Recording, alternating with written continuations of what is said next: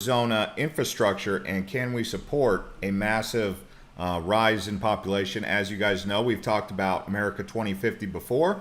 If you guys know anything about the infrastructure in Arizona and the proposed plans to grow Phoenix and Tucson into a mega region, then this video will be for you. And this is going to be a big discussion. We're going to open it up to you guys in the audience. You guys are going to be able to participate, talk about everything you think about the population in Arizona, whether we can support it or sustain. And so this is going to be a big video. You're probably going to want to stick around for this one because I've done a ton of research.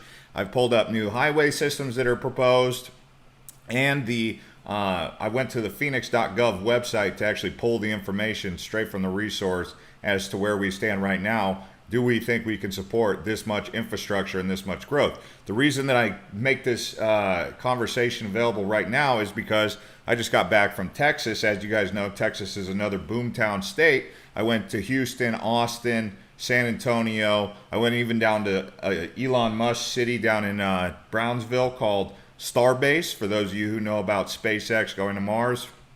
Went down there, Corpus Christi, and also Dallas. So went all across Houston, a lot of places. You guys can actually watch some of those videos if you want right here. Houston, Corpus Christi, San Antonio, Austin, El Paso on Island Hopper TV. I just made Oklahoma City video getting ready to come out also. So Oklahoma City, by the way, is one of the most underrated places I've seen yet. So definitely come on over to Island Hopper TV. I'll put a link right here for you guys. And let me know where you guys are all tuning in from. And thank you to everyone who's already smashing up the likes. We've already got 12 likes. I'll put the link to Island Hopper right there in the chat so you guys can go over there and give it a quick subscribe, and then go back there and watch some of the videos from Houston. Houston's a metropolis. That was actually the city that made me think, oh my gosh, what's going to happen when Arizona gets to that level? Because what happened in Houston was actually, I mean, it's some of the worst traffic I've ever seen. I mean, LA and San Francisco have really bad traffic, but Houston traffic was terrible. I mean, we had to get off the surface streets. It was so clogged up, and they have 5, 6, 7 lanes of freeways. We have that here in Arizona, big freeway systems, but Houston was on a whole nother level of atrocious. Beautiful city. I mean, it's a nice place to live. I just don't know about their freeways.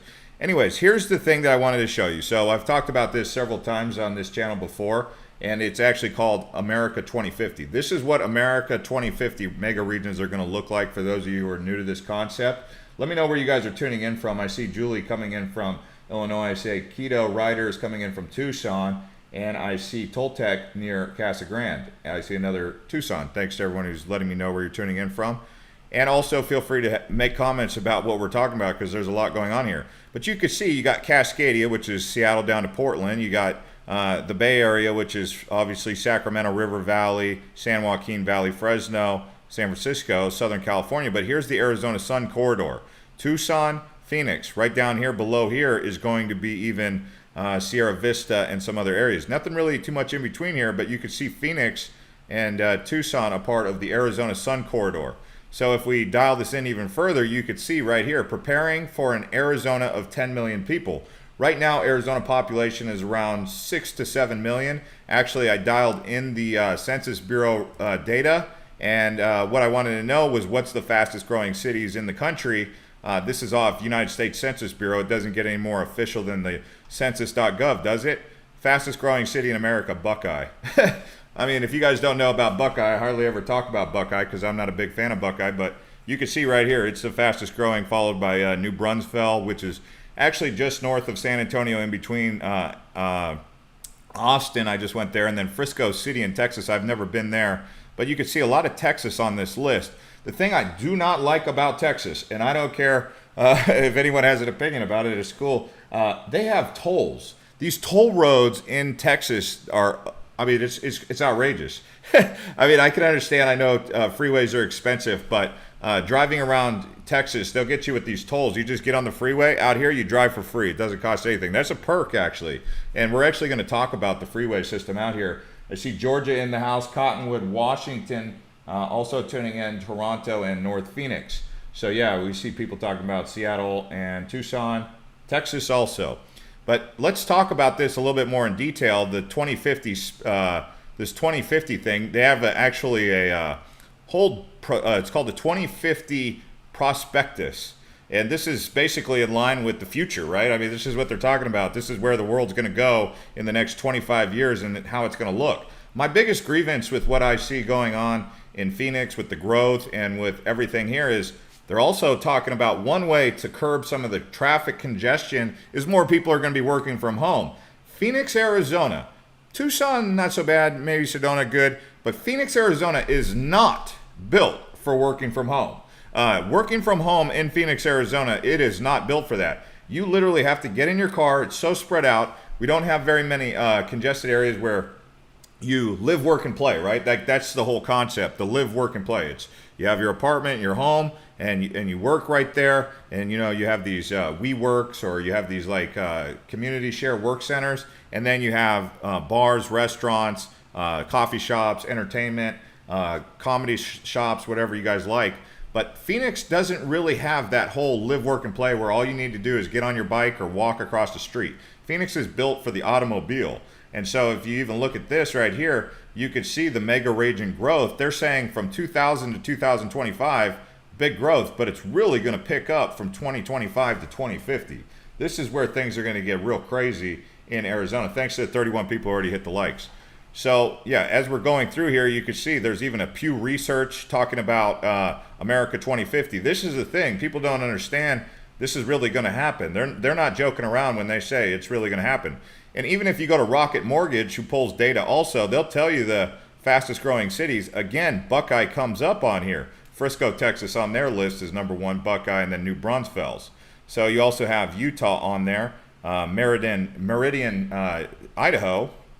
I mean, if you guys follow me over on Island Hopper TV, I could tell you right now, as someone who's gone around in 2020, 2021, to all the cities across the United States. If you don't believe me, go look. And it's not that you don't believe me, but I'm saying, like, I literally have gone all across the United States. Right here, I have 93 videos that I've made from all the big cities all across the U.S. Portland, Oakland, Sacramento. That was just the West Coast. I could tell you, I size up Phoenix to all these big cities. I can tell you the pros and cons straight up compared to most of them. I mean, Texas, one thing I will say about Texas is it's green. It's a very green place. Arizona is not so green. Well, Phoenix isn't green. Tucson, not so green. But we have been getting quite a bit of rain, actually, here recently.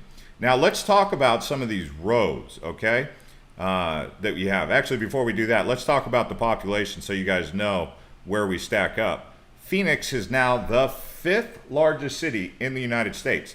And actually, if you go based off the percentage of growth, out of the top 10, it was the fastest growing by growth alongside San Antonio. So San Antonio and Phoenix, two fastest growing metro areas. In fact, Maricopa County, where Phoenix is, was the fastest growing county in the nation. So you have that also. But number 5 in the country, that means we're bigger than Philadelphia, we're bigger than Dallas. Actually, Dallas, if you include Dallas, Irving, Fort Worth, it's actually the 5th largest metro area. This isn't based on metro population, by the way. But yeah, it's kind of interesting to see Phoenix is the 5th largest city. I mean, this is big news, right? But you could see when it comes to these interstates, this is what I wanted to touch on. So what are they going to do to really fix the problem with the highways? Because how are we going to avoid ending up like Houston, the boondoggle that Houston has become? I mean, it's a ridiculous. Has anyone ever driven in Houston? They hit you with toll roads. So you're paying to be on a toll road and it's stop and go traffic. Who's going to do that? I mean, come on. Dallas the same way. I mean, and you can't really avoid them. It's like there's, I think I-10, it seemed like even an I-10 at some point turned into a toll road. I mean, this is the thing about Texas. Everyone's like, oh, I'm moving to Texas so I don't have to pay so much taxes. Toll roads, that's where they make it up. But they do have, the thing I didn't also like about Texas, it's really flat. There's no mountains except for West Texas, and there's nothing in West Texas. I mean, you drive from El Paso to San Antonio, you got like 1 or 2 cities in between. Fort Stockton. I mean, Fort Stockton was it. And how do I know? Because I was looking for a hotel to stay at because it's a 7-hour drive from El Paso to San Antonio. So, yeah, I mean, once you get to San Antonio, it's like the green belt. I mean, it's all green, really nice forested areas and all that, but it's no mountains. It's just completely flat and green. But, Houston's probably my favorite city there. But I mean, the reason I'm bringing this up is because Arizona and Texas are like neck and neck for growth. Like these are like, as you can see based on these lists, that's why I'm talking about it so much. I mean, this whole area, the Texas Triangle, it's like the big competition right now. Anyway, so you get back on this subject. When we're talking about the interstates, they have a route that's proposed to connect Phoenix to Las Vegas more efficiently. Right now, driving to Las Vegas, it's not so efficient. I mean, the road's kind of crazy, actually. It's like you'll be going 80 miles an hour, 2 lanes going in each direction. It's kind of wild.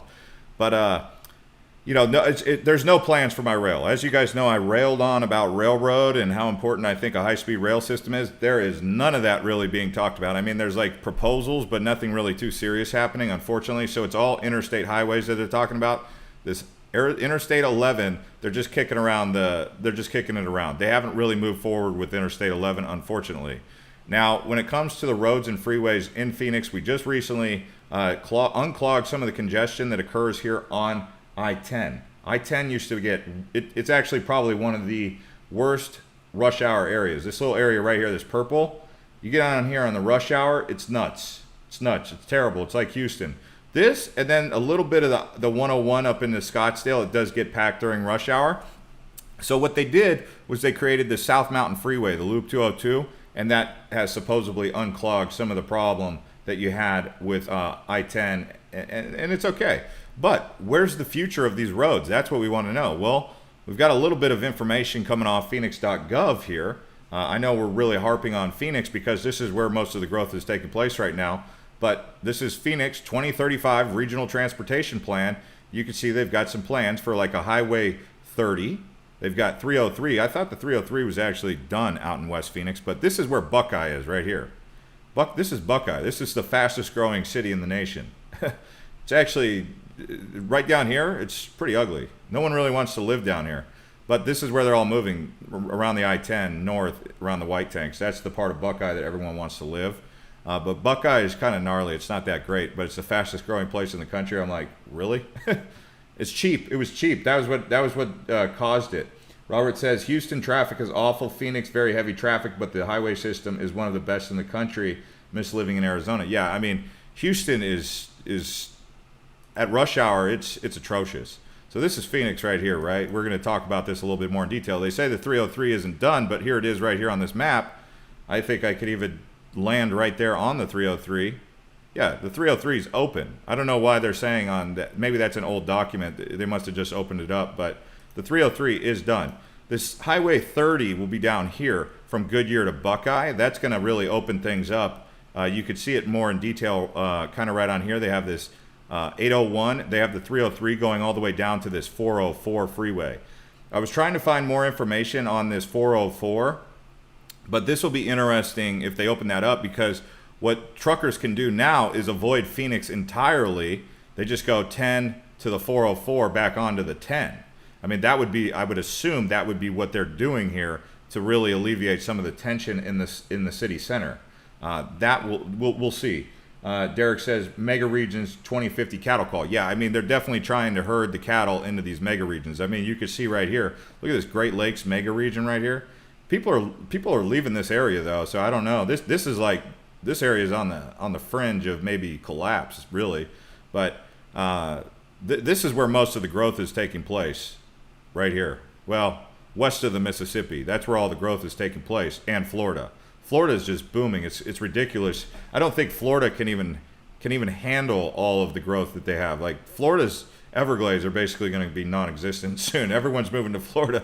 I mean, it's crazy. I was surprised to see how fast Florida's growing. If you look at the 4 biggest growth states, you have California, Texas, Florida, and New York. Those are like the big 4 in like the what do they call it? When they do the elections. Can't even think right now. I'm getting them. But this is where the most seats are, right? Florida, New York, Texas, California. But Arizona's coming up. So's Washington State. Oregon, not too much, but Illinois is up there. Ohio's up there. But these are states that are losing population. Georgia's growing, but you know, not so much. I mean, Georgia doesn't really come up on the list like Arizona cities do. And if you go right here, you can see ADOT completes environmental study for future State Route 30. This is the one I was just telling you guys about. So it's going to be just south of Broadway, and then it's going to go all the way over towards Estrella Parkway. So where's Dysart Road? Litchfield Park. Yeah, it's going to go way past Dysart. It's going to go all the way past Goodyear into Buckeye. So that's this State Route 30 that I think you guys should start paying attention to if you guys get a chance. Then you have the 35-year plan to advance Phoenix's transportation future. It doesn't impress me. It doesn't impress me. And here's the thing, and if any of you guys know anyone who works in Phoenix City Council or anything like that, they're talking about building a bright future. But are they taking into consideration that people will be working from home? Like, it's great that you're building all these massive highway systems, but where is the zoning? Where is the creative thinking to actually do live, work, play? Live, work, play. I know I sound like someone who's complaining, but really, as someone who has been personally working from home since 2013, when I got out, 2012 when I got out of the military, I mean, I've basically worked from home since then. I've got a lot of experience working from home. I mean, I'm not saying I was ahead of the curve, but kind of I really was ahead of the curve. Well, let's just put it like that. I've been doing it for 9 years, okay? I can tell you right now what people need and want for a healthy environment. Live, work, play. These Whole Foods, those are great. We need more of those, actually. Whole Foods, because you can shop, they even have a little bar inside there. So like Amazon is really the one that's onto it. But Phoenix City Council, there's no creative planning going on here with live, work, play. I mean, they have one area out here in North Phoenix where they've done a pretty good job out by Desert Ridge. It's called High Street, but it's too small. I mean, they need more of that, and they need it fast because, I mean, people are working from home. This is not going to go away. I mean, companies have realized that they don't need to spend all this money to send someone across the country to go do a face-to-face when they got Zoom. So this is going to become more and more happening, and Phoenix is not built for that. In fact, even if I look at the data to see what's needed for working from home cities, home value is the number one thing. I mean, Phoenix is kind of losing that too. Broadband price, they want fast internet, of course. Home size, we do get big homes in Arizona, so that's in our corner. But home-based workers, I'm not even so convinced that these guys even know what they're talking about. They're just kind of pulling off numbers here, just kind of making it up. But coffee shops, attractive setting. I would say attractive setting, working from home, as someone who's been doing it for a long time, is underrated. That's probably all the home value and the home size. Between home size and attractive setting, those are the two most important things. Internet probably number 3. But attractive setting. Does Arizona have an attractive setting? Well, what makes an attractive setting? It's kind of like live, work, play, right? But if you look at the cities that really have it dialed in, that are positioned for live, work, play, or working from home, Chattanooga, Tennessee, I would have to agree. It is really set up kind of nicely. Daytona Beach, no. Daytona Beach does not deserve to be on there, but nothing for Arizona on here. Nothing. That tells you that Arizona is kind of missing the boat. They got so addicted, so enamored with this idea that they need to build more freeways that they forgot that the future is coming real quick and that people are going to be working from home. So now they got to kind of, I'm not saying change course completely, but start thinking like Westgate. Westgate, for example.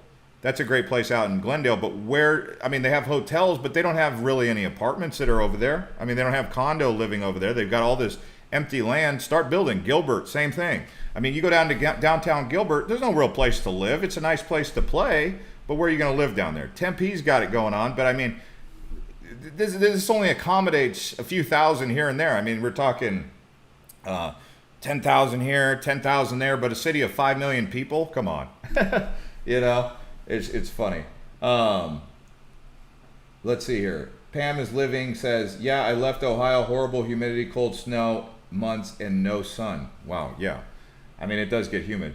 Actually, the weather in Arizona has been amazing this year. If you guys remember last year, we had more days over 110 degrees and 115 than any year in history. Today, 91 degrees at 12 o'clock in the afternoon.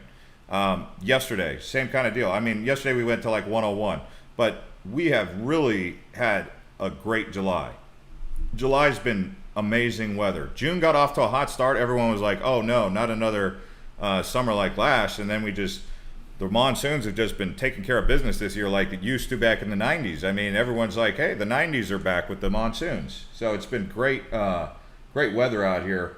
Covey says, we've been getting good rain in Tucson this year. Yeah, and it's been happening all across the state. I mean, I was driving off the Mogollon Rim when I was coming in from New Mexico and Texas, and bam, there was just tons of rain, like water drops, huge water drops the size of quarters. I mean, it was thumping my truck as we were coming down. You couldn't even see. It was like hydroplane danger coming off Payson. So I think these are some ideas that I also have for some videos. Number one is talking about small towns for live, work, play in Arizona. Where would those places be? Places like Prescott, places like Cottonwood. You know, if you can work from home, would you want to be in Phoenix, in the mega metropolis? You know, where, you know, if you could work, let's put it like this. If you were working from home in Arizona, where would you want to live? For those of you who live here, I'm sure you guys have some answers. I mean, would it be Scottsdale? Would it be Goodyear? Would it be Buckeye? I mean, would you want to work from home in Buckeye? I guess, yeah, if you lived in Verrado, but regular old Buckeye, I don't think so. So how do I know these small towns are popular? Let me show you. Okay, so we just did recent videos, okay? This Chiricahua video was great. Everyone loved it, but people had never heard of Chiricahua, so it didn't resonate with the audience when they saw it. But this Chiricahua video we did one day ago already has 11,000 views. The Chiricahua Mountains down in southeastern Arizona. People like that one. The homeless video, that one did okay. I mean, people wanted to know what the situation was with homeless, so we went out there, boots on the ground, and we did it. But here's the one that really popped. The top 8 most secluded towns in Arizona, 268,000 views. What that tells me, if you look at our top videos on this channel, best small towns in Arizona, top 8 secluded towns. People want to know where to be secluded, where to go. I'm actually going to have to make a part 2 to the secluded towns because there's so many secluded towns in Arizona. I mean, we can really zero that in, but you know, this 1 week old, 268,000 views. That's how popular small towns are. So people want to know this small town stuff. I mean, I could tell you 8 more right now off the top of my head. I mean, I went to a couple of them. One of them that's going to be on the next list you're going to love. Actually, go to the Chiricahua video right here. If you guys go watch this Chiricahua, I included it. It's Portal. It's called the darkest city. It's the darkest town in America for stargazers. And the town out there is called Portal. And it's actually near this place called Cave Creek. It's completely off the grid. No one really even knows about it, and it's beautiful. It's unbelievable. I mean, everyone's always going up to Sedona. I'm like, yeah, because they haven't seen Portal. They have never been down to Cave Creek not Cave Creek north of Phoenix. I'm talking Cave Creek down by New Mexico. So, okay, so people, I asked the question. I said, where do you guys want to live if you could work from home anywhere in Arizona? I got Ajo, Arizona. He says, been in Tempe, Chandler, 8 years, from San Jose, never going back. My cousin left Mesa. She wants me to move out there last summer. Okay. So happy your channel is growing. You do an amazing job. Love watching. And thanks, Drew, man. Drucifer. Yeah, but I want to know where you guys want to live if you guys could work from home. Would it be in Phoenix Metro? Would it be in Tucson? Michael's surprised it's Portal. Well, let me show you guys Portal. I know it's a kind of unique name, but this place is fantastic. Whoa, let's zero it in. Zero it in. Man, this thing's going all bonkers right now on me. Okay. This little area of Arizona, totally secluded. You know, apparently you guys like secluded. But this is where we went in that video. So this mountain range right here, you can see it's green. This is Chiricahuas. This is the Chiricahua Mountains, named after the Apaches. Johnny Ringo's out here. This is where Portal is. The lady at the convenience store, she said, I told her that we were making a YouTube video of the area, and she goes, yeah, whenever someone comes out here, the first thing they always ask is, how much is land? It's that kind of, it's on that level. I don't even think, yeah, you can't even, the little green guy won't even go down there. The little orange guy won't go down there. But this is the area right here. You go in between this area here. Oh my gosh, it was spectacular. I think you guys probably think I'm joking. I don't know who saw the video, the Chiricahua's video, but I mean, this area was spectacular. I mean, on the level of, like, it's not like Hawaii in the sense that there's like a rainforest, but it's on that level of Hawaii as in like a paradise on earth with not a lot of people. And I don't mind talking about it on here because I don't have a super big channel. I'm not like BBC or CNN or something where if I talk about it, everyone's going to move there. But I mean, just showing you guys kind of around this little area. And the thing is, I also am happy to talk about it because everyone keeps going to Sedona and they're ruining Sedona. And I'm like, go down to southeastern Arizona. We got lots of cool places down here. I mean, I could even show you all day, every day. I mean, we could get into it with tons of different places. I talked about Oracle, Portal. I mean, those both should be on the Secluded Towns video. Actually, Oracle was. Then there's this area called Mount Graham. Look at all this. People don't even know about Mount Graham. It's the second tallest second tallest mountain in Arizona, I think. But this is where they have that Vatican. This is where the Vatican telescope is. You know, the Vatican out of Rome. They have a telescope up here. Let me see if I can show you. The little orange guy won't go up there. Okay, but Mount Graham right here, I think they call the telescope Lucifer. What a weird name, huh? You know, luminescence or whatever, but that's what it's called, large binocular telescope observatory. I mean, people in Arizona, do they even know about this place? I don't think so, but it's cool up there. I mean, there's so many of these mountains that have like things worth seeing up there, and Mount Graham is definitely one of those places. I probably have to go up there and show you guys myself before you guys fully buy into it, but the Mogollon Rim, when I was up there, 71 degrees in the middle of July. That was just up there. It is 71 degrees right up there on the Mogollon Rim in the middle of July. I mean, that's at 12 o'clock in the afternoon. No, I'm sorry, 2 o'clock in the afternoon. So where is that area? I'm sure you guys already know, but Mogollon Rim is right here. 2-hour drive away from Phoenix. RDL says he bought an Oracle. Love Northeast Mesa. Yeah, so, oh, whoa, Woods Canyon Lake right here. This is where you guys want to go when you come out to the, look at that. That's Arizona right there. People don't, you know, why do I bring this up? Because people, they come out here and they think we're just one giant desert and they have no idea how much greenery we have. I mean, look at all these deer. 1, 2, 3. All those are elk. We have elk up there. Got to watch out driving at night because you might hit an elk. And that's no joke. I'm not saying that for theatrics or theater. I'm literally meaning it. Look, we got a flash flood warning going on in northern Arizona. We've been having lots of flash floods this year. Unlike the last 2 or 3 years, we haven't really had any. Chevelon Canyon? Where's Chevelon Canyon? I never even heard of that. Okay, let me take a look. Canyon Lake. Oh, Canyon Lake. Okay, yeah. I know that area. I just know of it as Canyon Lake, but I never really called it Chevelon Canyon. Oh man, I have to sneeze. That's no good. But yeah, so I'm also, when I went out to New Mexico, I went over here. I went to, obviously I went to Las Cruces, but I went to this place called Silver City. It's right across the border from Arizona. I mean, you have Arizona right here, and then there's Silver City. I was thinking about posting that video of Silver City on here. I'll just show you a little bit about this Silver City. It's beautiful. I mean, New Mexico's a great place. I didn't land in the right place. But if you guys want me to post those videos from around New Mexico, I was even going to go up to like Gallup. I was going to post them here on this channel. I know New Mexico because my grandpa has property up there, and my dad got it now. He has it now, but I don't know if he's going to keep it. But Gallup is pretty nice. Let's see here. So this is the downtown area in Silver City. This is where old Billy the Kid was. You guys know Billy Bonney? You guys ever seen that movie Young Guns? That's Billy Bonney. He was out there, and if you guys want to watch a cool western, watch Young Guns with Charlie Sheen, Emilio Estevez. It's about Billy Bonney, Billy the Kid. Go watch it on, I don't know where you can get it. It's called Young Guns. They did Young Guns 1 and Young Guns 2. But New Mexico's a pretty cool place. Yeah, they don't have any sports teams out there. Albuquerque's growing. I mean, it's decent. But one of the things I've also gotten into here recently, I don't know if this is going to interest people on this channel because I don't know how much you guys are into this kind of stuff, but mining. The whole mining industry, FreeportMcMoran, big. The reason I actually got on this, there's a mountain in Indonesia, sorry. It's called, what's this mountain in Indonesia?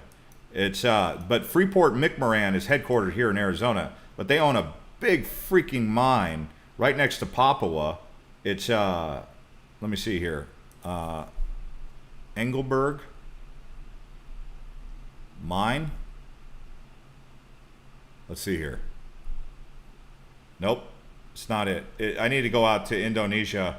But anyway, Indonesia is where they had this have this big mine that's owned by FreeportMcMoran.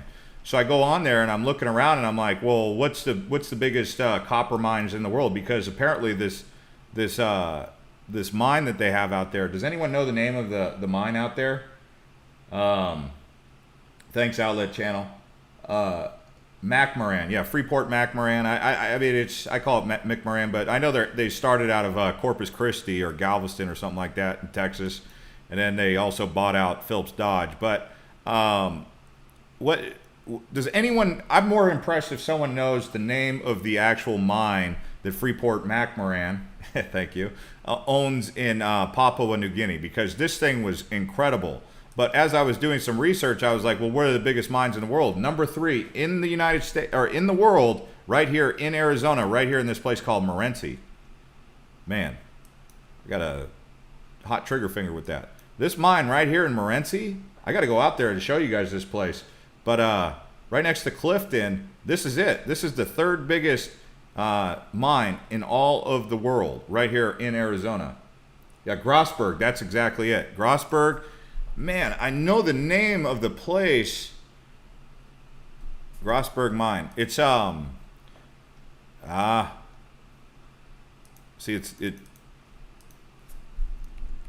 want to get the name. Now I'm like fixated on this idea.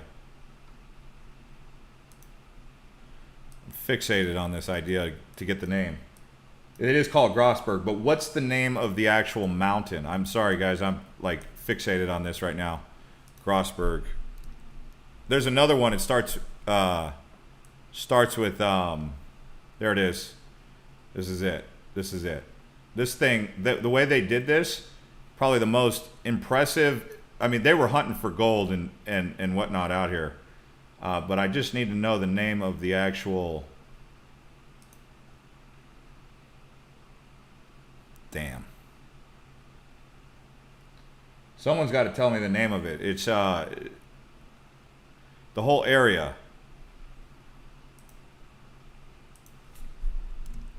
Man, I hate getting obsessed with things like this, because then if I don't figure it out, I never stop thinking about it. Anyway, come on. This is not good that I'm fixated on this. Okay, anyway, I got to get off this because I'm not finding the answer that I'm looking for. The area is not Sulawesi. Okay, but what does this have to do with Arizona is the fact that we are a big mining state and we've got a lot of big mines out here. Someone says, are there any jobs in Arizona? Well, that's what I was going to say, was mining is a big thing out here. It made me actually wanting to go into geology and get into mining. Ertsberg, yeah, it's Ertsberg, but what's the name of the region that it's in? It's got a cool name. The name of the region that it's in is what I'm actually looking for, the answer. But thank you, Robert. You're right. It's Grossberg and Ertsberg, which are, if you go on YouTube and you just type it in, the way they built that mine, I mean, it was built on these volcanoes. This Dutch explorer was up there and he looked at the mountain and he noticed a little bit of oxide from copper, like copper oxide, and it was like this towering peak because no one had ever gone up there because it was so isolated, no one could get up there. And he went up there and he came back and told people about it, and then they actually went up there and they started probing, and they found like the most dense gold copper vein deposit they'd ever seen anywhere, and it was in right there in the middle of Indonesia. But as you guys know, Arizona is the copper state. But I just found it to be really interesting that one of the top mining companies in the world, FreeportMcMoran, is headquartered, located here in Phoenix. Actually, if you go right in here, you just look for Freeport, you can see their building down there. So if you're looking for jobs, there you go. Go to these guys right here, copper and gold. It's big. But they were a little bit worried that the copper industry was going to take a hit because they went away from copper lines and they went to what was it called? Fiber optic. So once they went away from copper, they weren't sure if copper was going to be in demand. There's another mine that we have out here in Arizona that's a big one if you guys are willing to live out there and do some mining. Baghdad. This place called Baghdad right here. Big time mine right here.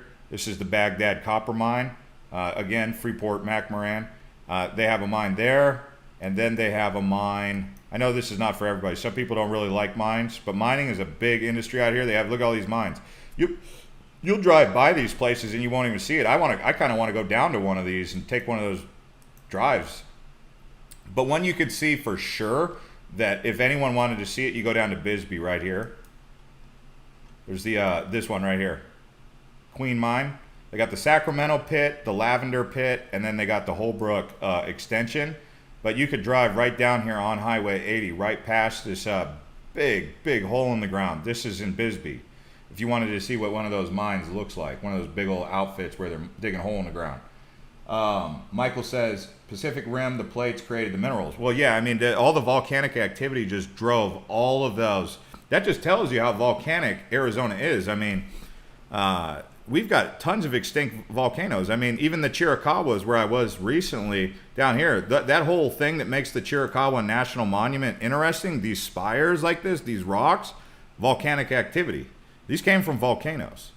But, you know, we don't really have any active volcanoes that I know of that are like ready to roll like St. Helens or Rainier or Mount Hood. For those of you who live in Cascadia, you guys probably already know about that. They've always been warning about Cascadia fault line rupturing and sending Mount St. Helens to the moon, or Rainier, one of those three. It's like they say, it's not a matter of if, it's a matter of when. Mount Hood, Mount St. Helens, Mount Rainier, and those are some massive volcanoes. The volcano activity we have out here in Arizona, where you might want to check out if you're into volcanoes, because we're talking about this Sunset Crater. We actually made a video about this on our channel. If you guys just go to our homepage and you type in Sunset Crater. I mean, I could do a little bit more detail Sunset Crater, but this is where it's such an old video. This was like from last year, but let's see here. Oh, we're getting ads. Anyway, this whole area right here is Sunset Crater. AZ mineral deposits occurred when it was Pangea. Okay, when it was Pangea. I think, help me with that one. I know that when I went to the painted forest in right here, petrified forest. So you know about the petrified forest, right, guys? This is like a crazy, I mean, look at 7,000 reviews. They call this the painted desert here in Arizona. If you guys are interested in like going there, if you're a big Instagram, like to take cool stuff for your Instagram, people go out here to the petrified forest. There's no hotels out there, but that's a piece of wood that's been turned into a rock. It's fossilized rock. But you can see the different colors. This, I think, is what he's basically talking about, Pangea. And basically what they say happened was petrified forest was all the way down here at Costa Rica. So it was tropical, and then the plates moved, and now this area of Arizona used to be down here in Costa Rica. Thanks, man. Thanks, Outlet Channel. Keto says, I'm new to your channel, love it. Do you do this as a hobby? I do it as a hobby because I do it as a hobby, and it also makes money, believe it or not.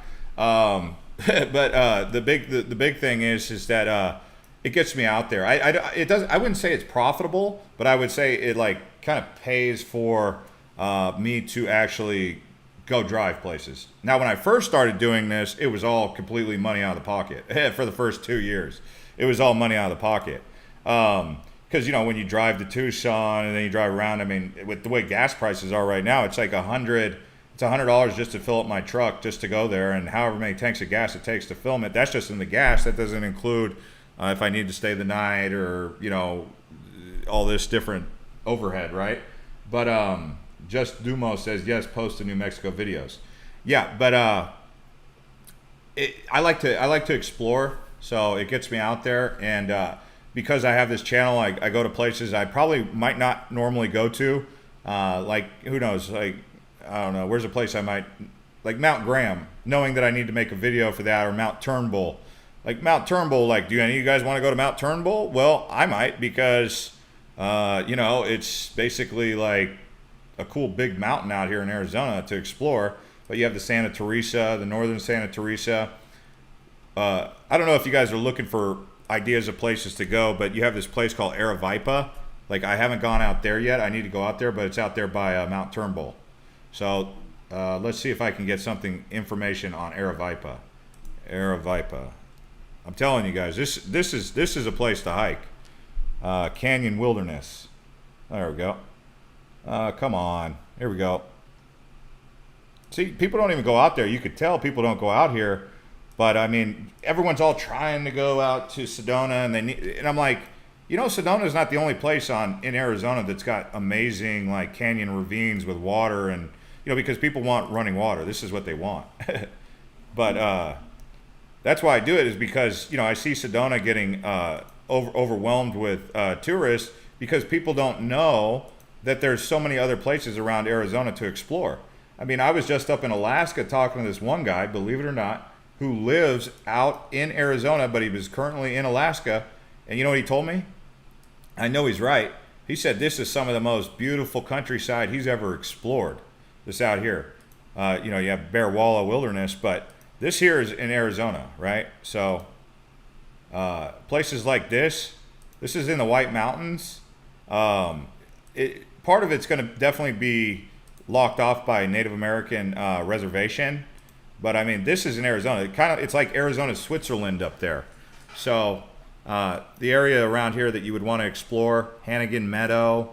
I mean, these are places that if small towns and secluded everything is really for you, this is where you're going to want to go, because you're not going to see too many people out there. I mean, this part of Arizona in the White Mountains, I mean, this is gorgeous up there. That looks like my dog, Larry Berto. Yeah, so this is the whole area. They have some waterfalls out here. You have the Panchetta Falls. Deer, tons of deer. But nobody knows about this stuff. And instead, they all go to the same old popular place. But my objective is to say, like, guys, you know there's more to Arizona than just Sedona. And reason that's important is because everyone just goes to Sedona and they get bored and they're like, where else to go to Sedona? And they don't go anywhere else.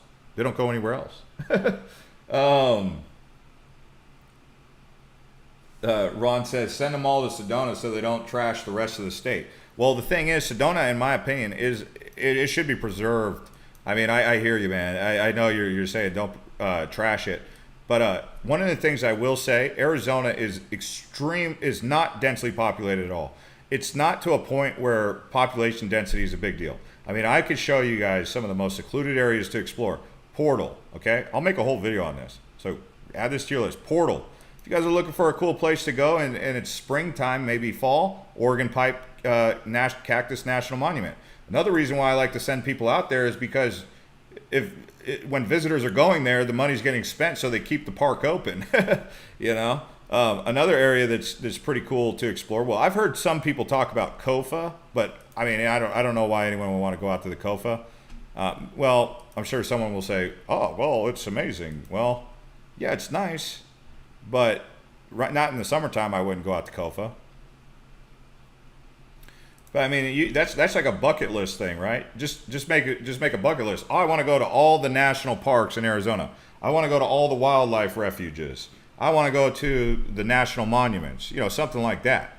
And then you've got this whole bucket list of things to do with the family. You're no longer bored. You're actually living life. You're not feeling like you got to go to the Caribbean. You're not feeling like you got to go to Cabo. Although I am probably going to go to Cabo because I already went down there recently.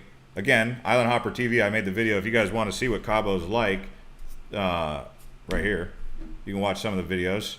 Things to know about visiting Cabo, Cabo San Lucas, Mexico's crown jewel, Cabo walking tour right there on the harbor. I love Cabo. Like, Cabo's, man, I wish Arizona was Cabo. That's how much I love Cabo. I mean, I could sell, if I was a marketer, if that was my thing, I could market the heck out of Baja California del Sur.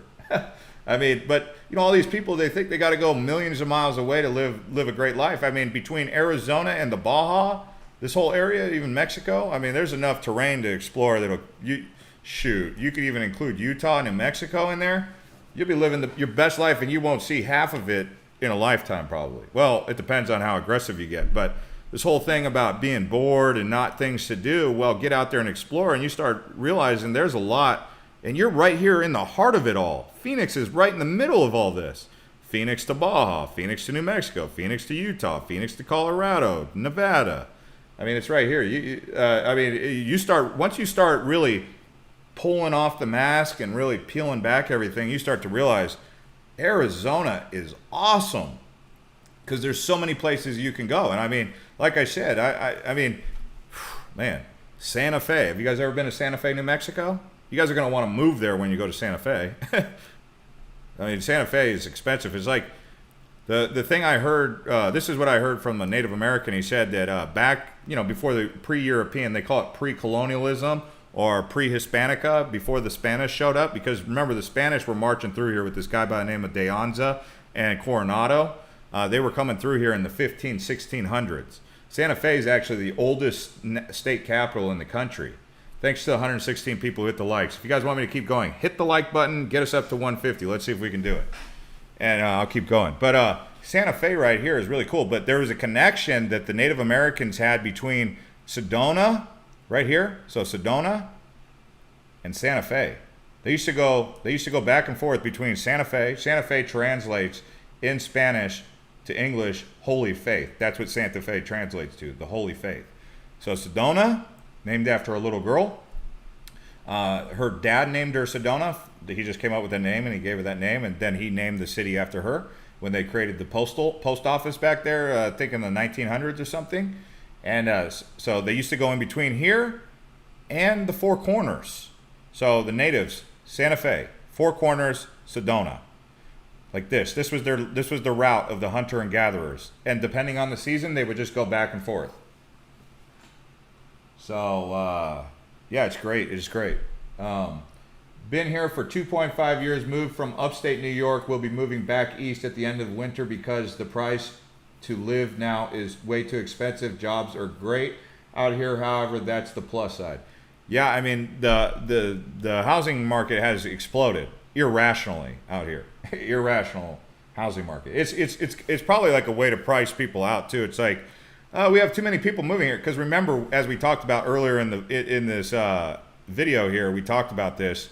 Phoenix, the fifth largest city in the country, and it's got home to the fastest growing cities in America. So I mean, the only way to stop the flood of people moving here was to jack up the prices. Jason says, lived here 48 years. My parents were born here. Phoenix Metro was never meant to be this popular. I feel like my hometown is ruined.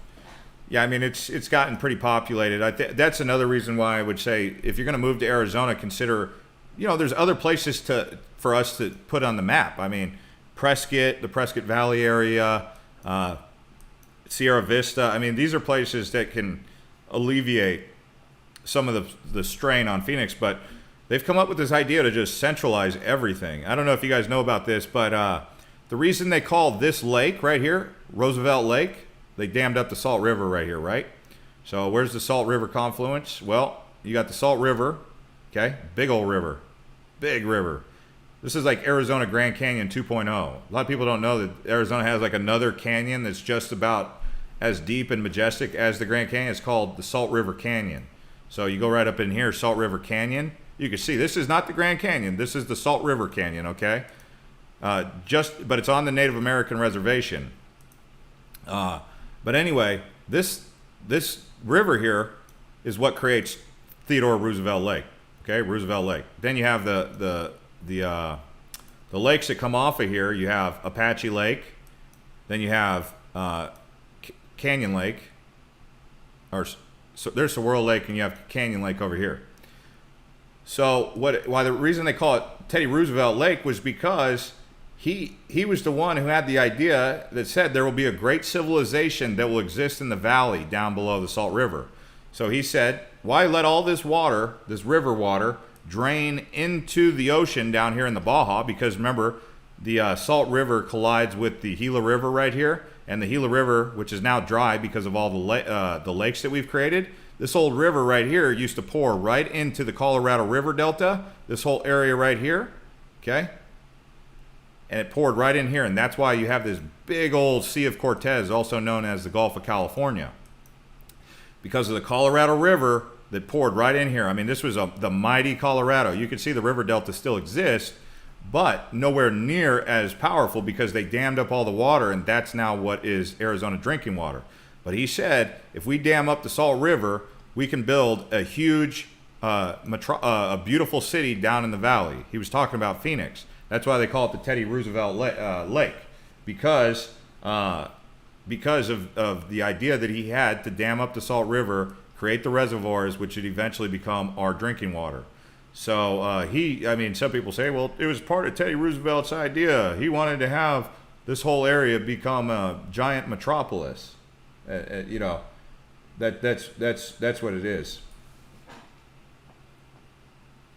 Is there tons of naturally occurring gold part of the Grand Canyon? I don't know. I mean, depending on who you talk to, there's people out here who will tell you that, look, they got a flash flood warning. I've heard people say this. Now, I'm not saying I believe this. They said that the giants, you know, the Nephilim, there's old timers out here that'll tell you that the Nephilim were the ones who dug out the Grand Canyon, old miners. I'm not saying I subscribe to the idea, but you know, science will tell you that the water was carved out by lakes, or by Colorado River, which probably is the most plausible for sure. The runoff and the power of the Colorado River, just over time, the erosion dug out the Colorado River. Now, when you're asking if there's gold in there, the most dense mine for gold in the country, I mean, you all know about the California gold rush. Well, there's a gold mine up here. I think it's called anyone know the big mine that's up in Nevada? I think it's called the Cortez mine. Yeah, Cortez gold mine in Barrack Hill. Where's that? Is that Nevada? Yeah.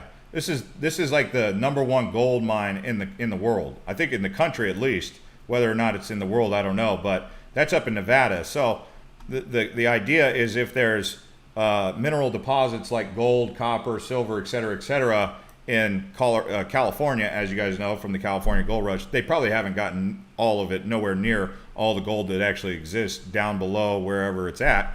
But you know, if you have gold here, you have gold here, you have gold here, you know, there's gold deposits all around here, and right in between there is the Grand Canyon. So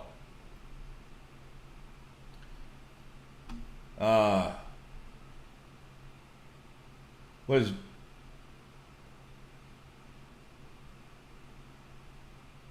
I don't know.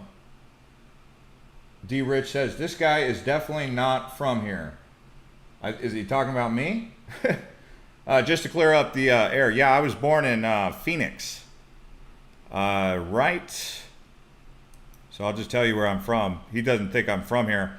I went to school in Cave Creek, kindergarten all the way through. But I was born down here in this area of Deer Valley. I'm not going to say the name of the hospital. Actually, it probably doesn't matter. John C. Lincoln. There you go. I was born at John C. Lincoln.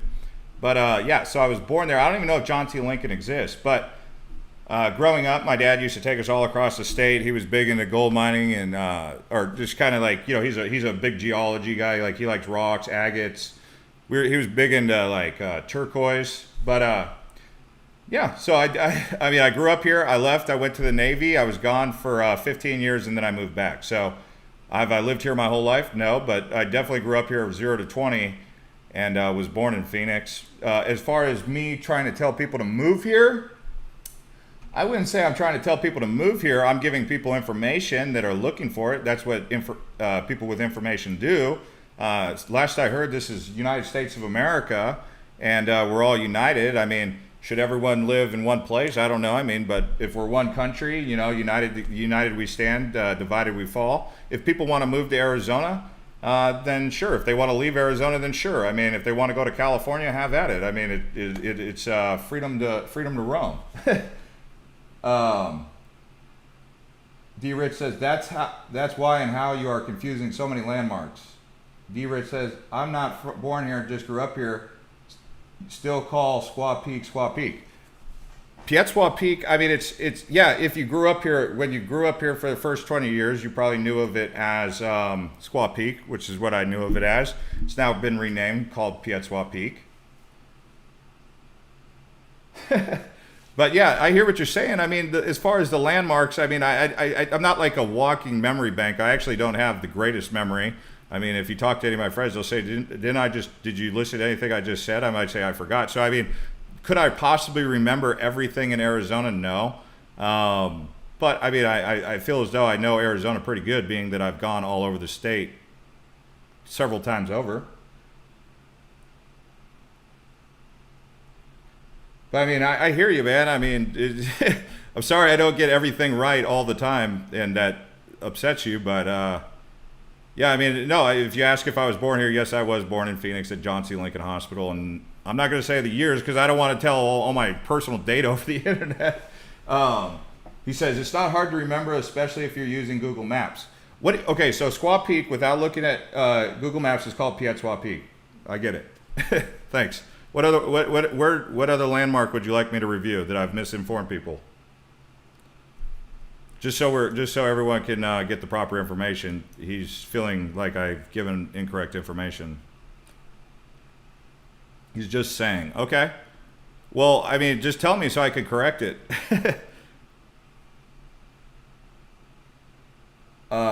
Bill says, just tell them to leave the blue politics behind. So, okay, this subject's come up quite a few times. What people in Arizona are not happy about is when people come to Arizona and they start taking away the freedoms that have existed in Arizona, like their Second Amendment right, you know, just basically their freedoms, bringing the HOAs, more bureaucracy. I mean, one of the things that people would say is less government equals more prosperity. That's kind of what people in Arizona believe. Less government, more prosperity. So when people are, you know, coming at me saying, hey, stop telling people to move here, because you guys see it in the comments. You guys know, I know exactly what they're saying because I hang out with these guys all the time. Not these guys here necessarily, but people who talk like this. I know exactly what their sentiment is, because it is an underlying sentiment that exists here in Arizona. Is they don't want you to bring the big government, the big bureaucracy, the whole tell me what to do with my life. People out here are definitely freedom lovers.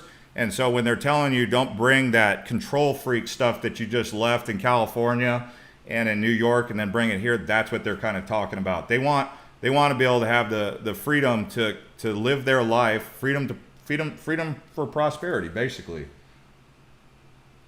That's basically what they're saying. So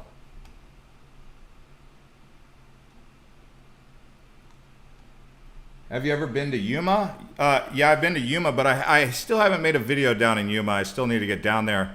I did make a video about Yuma, but I need to do a better job. I need to do a better job, to be honest with you.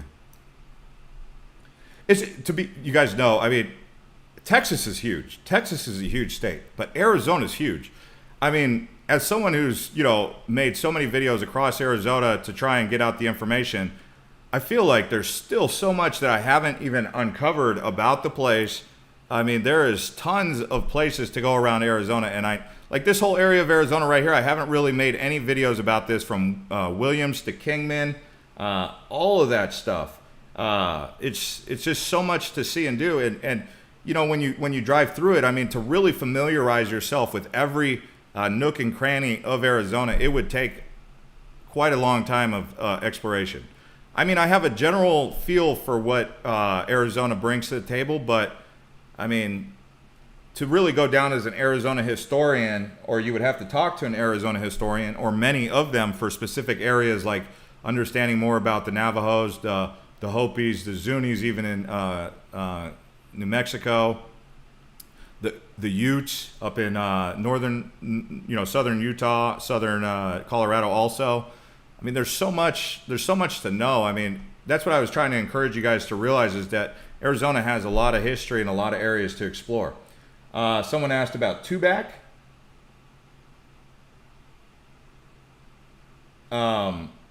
D. Rich says, walked away from a $2,500 a week job as a journeyman electrician for refusing to wear a mask, and now I'm licensed electrical contractor making over $20K a month. Okay, that's good. That's a lot of money a month. I mean, $20,000 a month is a lot of money. But what were you telling me that or someone else? But as far as Tubac goes, is it good to live? It's good to live if you like isolation. I mean, this is all part of the. This is where De Anza. This is part of the De Anza Trail. In one of my last videos, I told you guys about De Anza Trail. So if you go down here. So what De Anza was, he was a Spanish conquistador, or Spanish padre, if you want to call him that. Yes, part of the San Diego Padre name reference. But they were basically coming up into here, and they went through Arizona, and they ultimately led over here to where the 21 missions are in California. And so the 21 missions of California go from basically, you know, you have San Juan Capistrano, you have San Diego, all the way up to basically San Francisco. You have a couple in here. I think San Luis Obispo might have a mission. I know they have like the Carmel mission, but that's all connected. So what they did was they come up through here, and that's where Tubac is. So Tubac is right here along the De Anza Trail. Once he got up to Gila Bend right here, he curved over to California. So he went up here, over through Tubac, into across Gila Bend, right? The reason they call it Gila Bend, because this is the Gila Bend in the river, because this is where the Gila Bend river bends. That's why it's called Gila Bend. But this is where De Anza went over to, I think it's called Camino Real. See, sometimes when I'm doing live feeds, I can't remember all the names of things. So I think it's called Camino Real. Because if you guys speak Spanish, caminando is walking, the walking trail. But what about Tubac? Tubac is, when you say living there, is there a Costco nearby? No, not really. I mean, I guess you could go shopping in Green Valley or Sahuarita. You could probably go down to Nogales, but no one really goes to Nogales. They always go north. So if you're looking for modern conveniences, Tubac doesn't have it. If you're looking for ranches and art, like it's kind of like a second. It's probably the second most artsy small town in Arizona. It's beautiful because it's like right here on this river here, this creek. As far as living there, I mean, it's just very isolated, secluded. I wouldn't say that you're going to have modern conveniences, but it's a nice place to live if you like beautiful places. So, is it Tubac or Tubac? I mean, it's like saying Tumacacori, Tumakari. I mean, there's different ways to say it. Again, it's normal.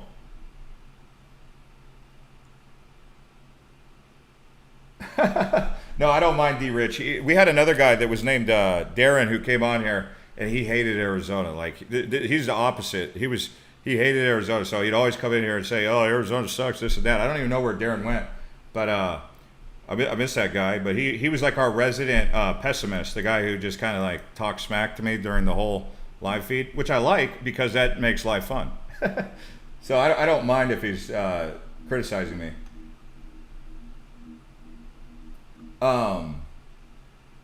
He says he's the only reason he's critiquing my pronunciations is because he loves Arizona. Thank you. Someone says we need bandwidth upgrades in Prescott. Surprised with the data cap situations. Yeah, I mean, I would say that Prescott definitely, once it gets the infrastructure. I mean, Prescott is, in my opinion, Prescott Valley, all the way up to Chino Valley, this whole area right here is probably the most primed for growth in Arizona, aside from Tucson. So you have Tucson, you have Prescott, and then you have Phoenix Metro. Some people would say Havasu. Havasu, so far as I could tell, I mean, with the drought that's going on the Colorado River, Lake Mead, although I think they've been getting enough water this year, I mean, Havasu can grow. Havasu can definitely grow. The reason I mentioned Havasu is because people are asking about Havasu. But I would say Prescott, once it gets the proper infrastructure, like you said, the broadband, the bandwidth, and all that, you can see they've got the 89A, which will take you right through into Clarkdale. It's kind of a windy road when you go through Mingus Mountain, or I think they call it Mingus. Yeah, Mingus. But they also have a different name for it when you go to Jerome. I think it's called Black Hills. But yeah, Mingus Mountain is the big mountain, and then you have Mingus Mountain High School, which is in Cottonwood. But this whole area right here, I would say, if you look at the valley, the way that Prescott's set up, it's positioned for growth. You have 89, 89A. Yeah, and they are talking about an airport, but you have, again, the same thing that you have in all the cities in Arizona is the locals are really pissed off that people are moving there. I mean, this happened, by the way, I went up to Montana here recently. People in Montana are like, don't tell people to move here. I went up to Idaho. Don't tell people to move here. I mean, this is just like happening everywhere. And so you can see it here in Phoenix. You see it here in Arizona, or in the whole state of Arizona. But Prescott, right now, they want to build a nice, big, juicy airport right here. They want to expand this sucker. But the locals are like, not over my dead body. But yeah, I mean, in Montana, they're just like, dude, someone said they grew up in Montana. They know exactly what I'm talking about then. Montana is pissed because all the Californians are moving there. Idaho, pissed. All the Californians are moving there. And as someone who has an Arizona channel, I know that people are pissed because that's what they always say to me. They're like, stop telling everybody to move here. So I'm like this. I got to deal with this flack about people moving here. Thanks to 184 people who hit the like. If you guys hit the like up to 200, I'll keep going. But the reason it's an issue is because there's a lot of people. I think my dad would probably be in that group because my dad, he's old Arizona. He, lived here pretty much all his life. He moved from West Virginia when he was 7 here. So, I mean, he's lived here since he was 7. He's never really lived anywhere else. I couldn't even get my dad to move to Hawaii if I wanted. He's like so in love with Arizona, the desert, and all that. But I don't think he's too big on he doesn't complain about it, but I don't think he's like a big fan of all the growth. So I know about this thing about they don't want all the people to move here. But yeah, Prescott's one of those places that's ready to grow. Me, I look at it more like if it's going to happen, it's going to happen. There's nothing that I could say or do to stop it. So the way I look at it is if it's going to happen, we need to prepare for it. So I'd rather be, I come from I guess in the military, they always had that. They always had a contingency plan for the main battle mission. So the main battle mission, I look at that as someone who's a historian of American history. That's what made this country great was people who were forward thinking, planning ahead. You always had people who had Manifest Destiny where they were trying to connect Sea to Shining Sea, the Louisiana Purchase, Lewis and Clark. I mean, you've always had this forward thinking mentality, which really built this country into what it is today, which is quite a feat. I mean, I don't think there's many places on planet Earth that are as good for lifestyle and living quality as the United States. I mean, you could argue that New Zealand and Australia are great.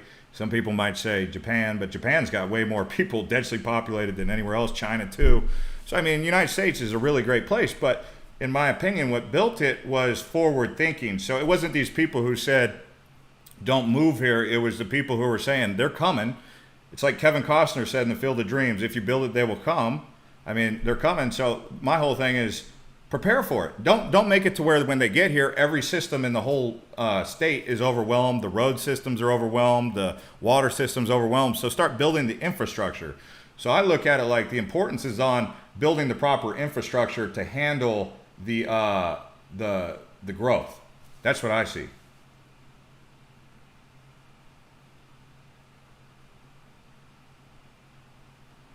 So that's the way I look at it. Is you got to prepare for the growth. Best Pins Prime says the moving is fine. It's their ideals that they're moving and trying to bring to Arizona didn't work. What they were at, don't bring it to Arizona. Yeah, I mean that's the same thing that people in Montana say, the people in Idaho say. So it's like it's kind of like if you're a guest in someone's house, you don't go to someone's house and then just start dictating to them how to live, right? I mean, you're a guest in their house. I mean, our friend D. Rich, he said he wasn't born in Arizona, but he now feels comfortable enough to have an opinion about Arizona as his home, even though he wasn't born here.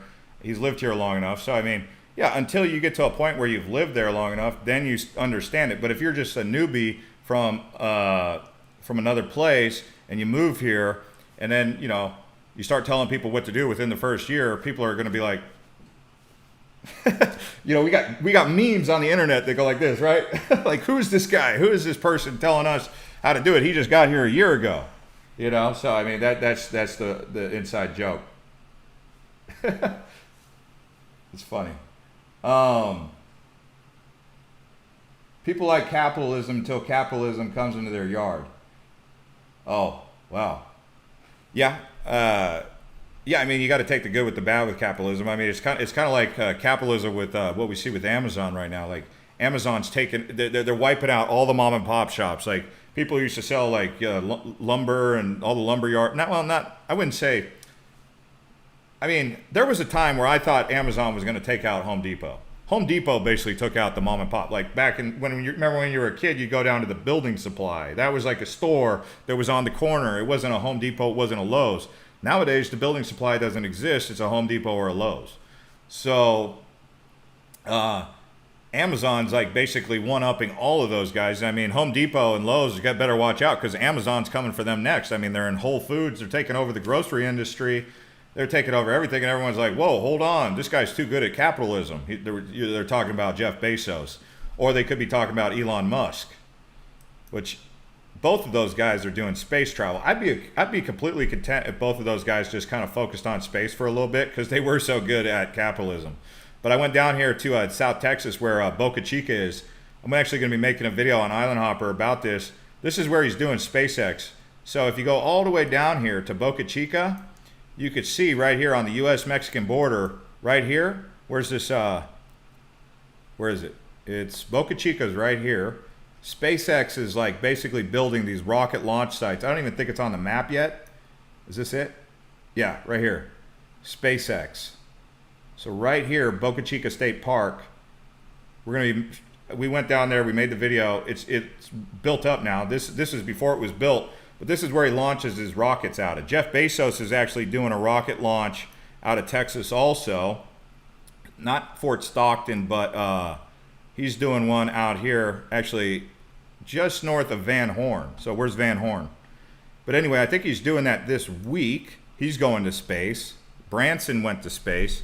Van Horn, let's see, Van Horn, Texas.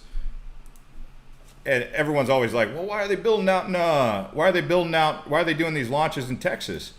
Well, from what I understand, the reason they picked Houston to begin with, because Houston, NASA, Cape Canaveral, and Florida, is because it was so far south. So the further south you are, the closer you are to orbit. So that's why they like to launch closer to the equator, because it's faster to get to orbit.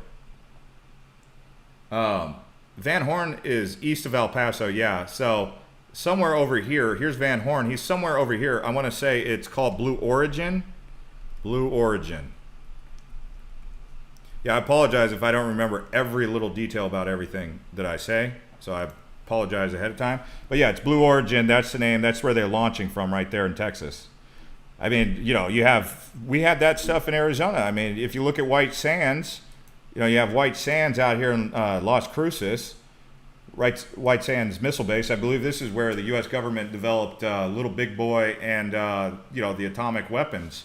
Was right out here, right near Alamo Gordo, White Sands Missile Range, right here. But we had that out here in Arizona for a long time at this place called Barry Goldwater.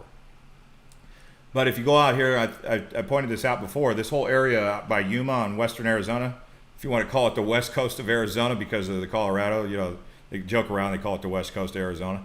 But this whole area is where the Barry Goldwater bombing range was. But they just love to bomb the desert. They don't bomb Arizona like that anymore.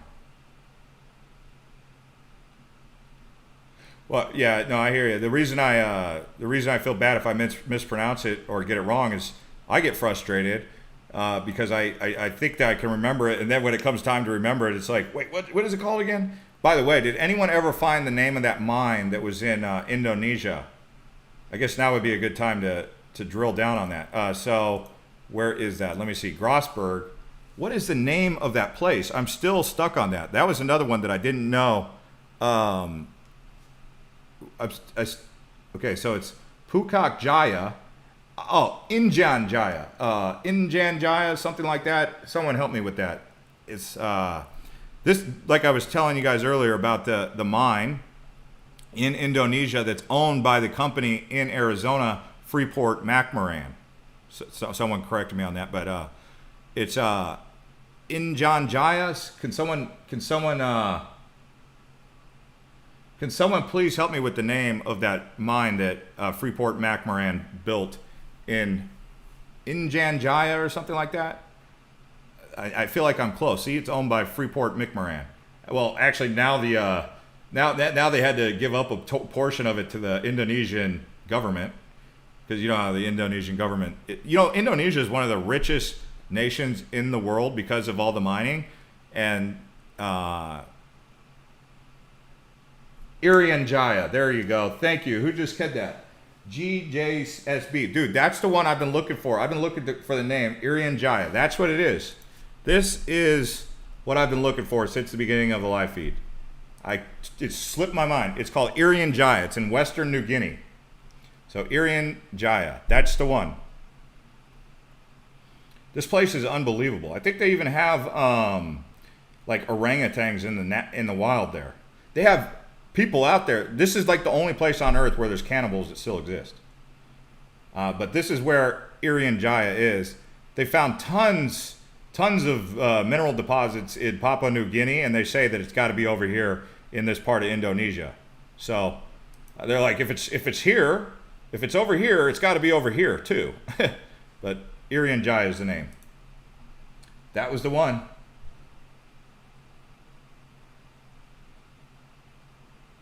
Oh, people are asking if power's out. No, I mean, we got sunshine out here in Arizona right now. But we did have some beautiful storms earlier. Let's see here.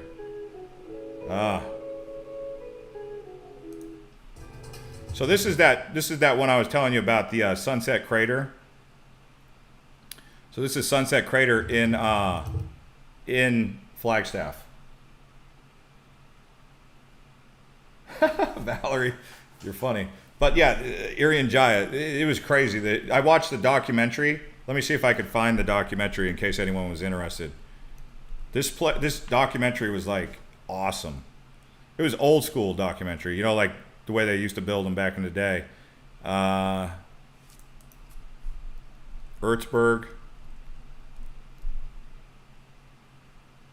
It might be this one. I watched one of these. Grossberg Mine. But if you guys are into mining, you guys have watched Grossberg. Is it this? It might be this. These ads are kicking my butt. Oh my gosh. Look at this. Let me make sure this is the one.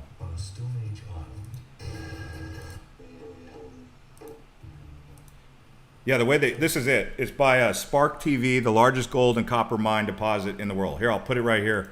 You guys, this thing sucked me right in. I was just like, I all of a sudden wanted to go do some mining.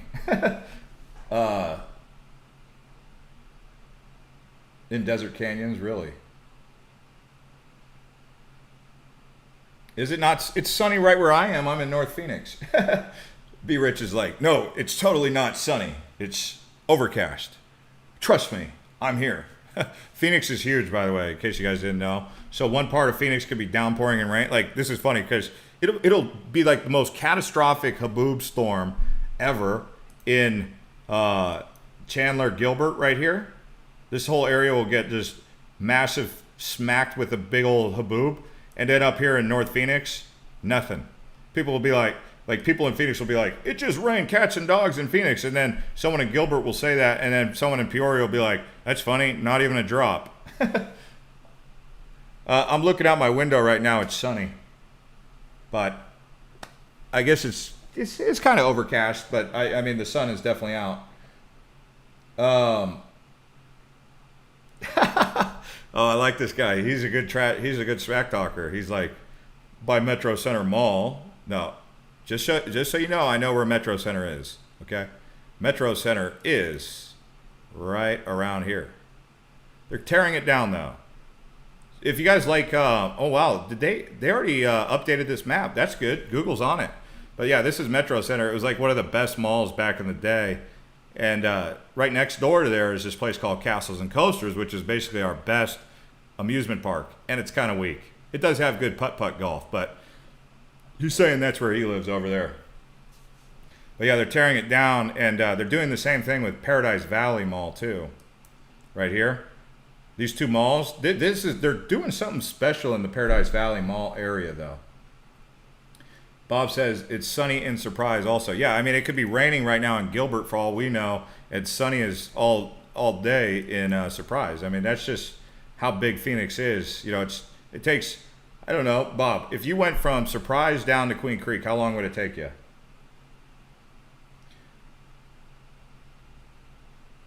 Oh, look up Old Bisbee. Yeah, we could go down to little Old Bisbee.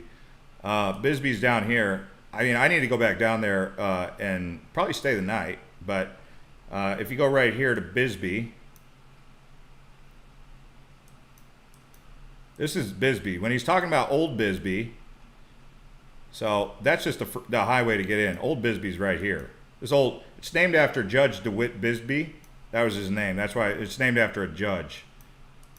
Honorable Judge DeWitt Bisbee. But this is Old Bisbee. Beautiful. Look at that. But nowadays, like, I mean, it's kind of sleepy. It's like Globe, Miami. But you could tell it's a beautiful town, is it not? This is where old Phelps Dodge, the mining company. Again, this is why I was introducing you guys to the interest in mining, because what built Bisbee was mining. Okay, Phelps Dodge, which got bought out by FreeportMcMoran. Okay, but Bisbee here, and then you have another old town, which we included on our last list, was Globe, Miami. Which, by the way, when I told you guys I was going to make that video about Silver City, New Mexico, it reminded me a lot of Globe, Miami. But here's Globe. Again, look at these mines right here. They're carving up the mountains. But the old Globe right here, if you go down to old historical Globe, right here, kind of looks like Bisbee, but I hesitate sending people over to Globe because there's not much to see and do in Globe. I mean, you just drive down there. I mean, what are you going to do? You're going to go into the old Simply Sarah? Sure, you could. You could, definitely. You're going to go stay at the Tonto Motel? I don't even know if it's open. I mean, so, you know, a lot of this stuff was built for the miners. Oh, do I have any rocks I collected? Oh, yeah. I mean, my dad's a big rock collector. He's always giving me rocks. I'm like, okay, I got it. And he, like, uses lapidary to, like, grind them down into things. But he definitely, as a kid, you know, I would always find rocks, amethyst, jade. Well, not jade, what is it, jasper. Never really found any. I found some tourmaline, but I never found any turquoise in the ground. I mean, I think we found a little bit of flakes of gold. You know, it takes a long time to, you know, you got to take the pick, you got to knock out the dirt, then you got to hope you got the pay dirt, and you got to just grind it down. You just sit there, load after load, looking for flakes of gold, and then you end up with like a little vial, and there you got some gold, right? But I mean, when I was a kid, it's really easy to find quartz crystal out here if you're looking for rocks. Did he ever tell me to kick them? No, he never told me to kick them. Believe it or not. My grandpa did. My grandpa he'd say, don't let the door smack you on the way out. He joked around, but he always was funny like that. Are all these mines completely extracted of gold, copper, etc., or just shut down? Oh no, we have, like, these are big mining outfits, modern mining, right? Where they use those trucks with tires the size of humans, right? These tires are huge. But then you have like old mines, like, you know, cave mines where you can like walk in them, but they're abandoned mines. One area you could go to get an abandoned mine, if you guys are really into that, but, you know, go at your own risk, of course. But this whole area, okay, so you have Superior. So this Ray mine, okay. So wherever they build these mines, there's usually indications that there's more mineral deposits elsewhere. So you have Ray. This is down south of Superior. Go over here to this White Canyon Wilderness. They have this area called Martinez Cabin. So this area of Martinez Cabin, by the way, it's not easy to get out here. If you think you're going to go out to Martinez Cabin and it's going to be a walk in the park, think again, because this thing will beat your truck up. Like, this is the real deal, like off-road trail. This is overlanding, okay, to get out to Martinez Cabin. But this is the old cabin. Okay, it's completely, I mean, this is one of the engines he had over there. That's where they had this was back in the day, the stagecoach or in the horseback. So they had, you know, the horse troughs. But it's abandoned now. But this is the old mine right there. Okay? And you can see up in the caves, looks like they did like lots of cows out there. Lots of cows. But I felt like when I went out there that there was, I felt like I was being, at any given point, it felt like I was being stalked by like a puma or a cougar. Like, it's that far out there. And, you know, because cougars and pumas, when they're stalking you, they're hunting you from above ground. They'll jump down. You know, they hunt from above, right? But Martinez Cabin right here, I mean, that's one area you can go that'll just kick your butt. I mean, you can see you actually have to park like right over here. Wait, you park like right here. Let's see. I think you park here. Yeah, there's the fence. And then you got to walk all the way in, and that's an abandoned mine. That's just one of them. I mean, what's this waterfall? I got to see what's up with that. There's all these waterfalls out in the superstitions like that. Yeah, people go out there with these trucks. You got to have the vehicle for that. Don't go out to Martinez Cabin unless you have a 4x4. I will tell you right now. But one of the areas my dad likes to talk about, being that he's big into rocks, is this Vulture City Ghost Town. One of the reasons why they used to farm down in Phoenix was because they needed to bring up food for the miners at Vulture City. So this Highway 60 here, they would bring the food up to the miners in Vulture City. It's an old 19th century mine. But this mining settlement right here, unlike Goldfield Village, is the real deal. They even got the old cemetery right nearby if you needed to know who was out there.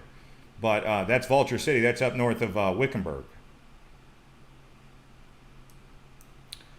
So Vulture City, I mean, and then they got tons of mines. I mean, miners were all over this state. I mean, Tombstone, literally, the whole reason they founded Tombstone was because of silver.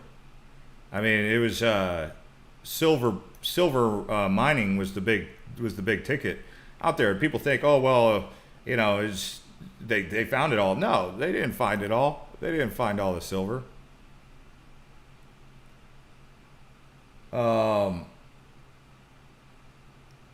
Any crack rocks? No, man. Tesla won't make it even in ludicrous mode. Ludicrous mode, dude. I did a ludicrous mode in a Tesla one time. That dude, he comes over. He's like, you want to go for a spin in my Tesla? And I was like, yeah. He goes, he stops the car in the middle of the road. He goes, hold on. Boom! Within 3 seconds or 2 seconds, like 2.5 seconds, we were at 60 miles an hour. It literally, you ever go on one of those rides at Magic Mountain where you just go from like zero to how fast really quick? That's what ludicrous mode on a Tesla feels like. I never even thought that was possible, and sure enough, it happened with an electric engine car.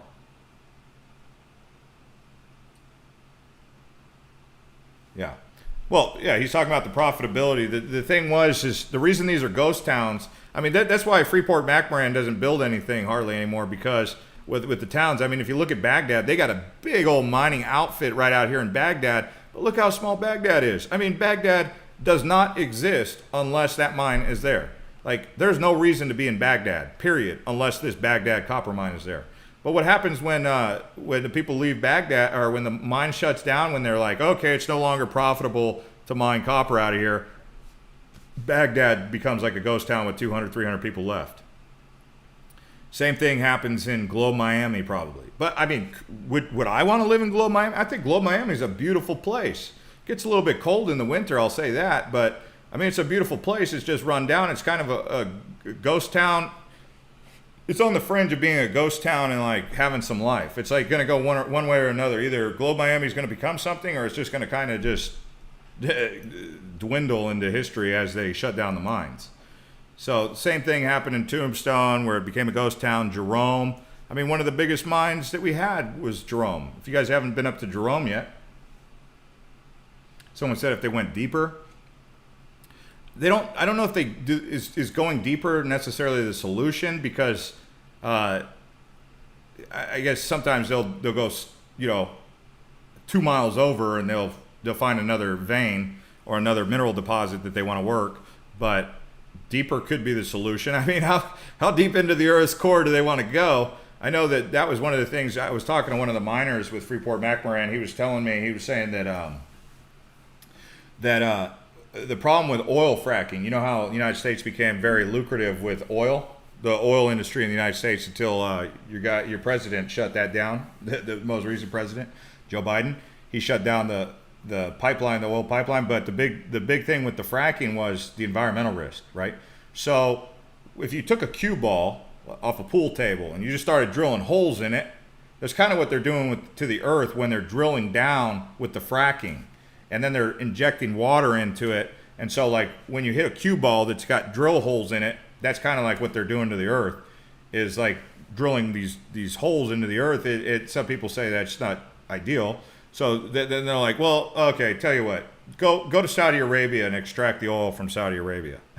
let them drill holes in their ground, or dig deep for the oil deposits. So we'll see. Okay, so he's saying the deepest mine in Arizona is in Winkleman, which is near Globe. So, what is that, Winkleman? Why am I drawing a blank on Winkleman? I've heard of Winkleman, of course. I can't quite geo-coordinate Winkleman right now. Oh, is that by Rye? Oh, yeah, okay.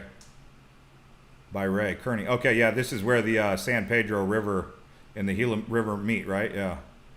Okay, I've been down here. I actually didn't go into the town here. I need to go down into that town. I've never actually been into Winkleman.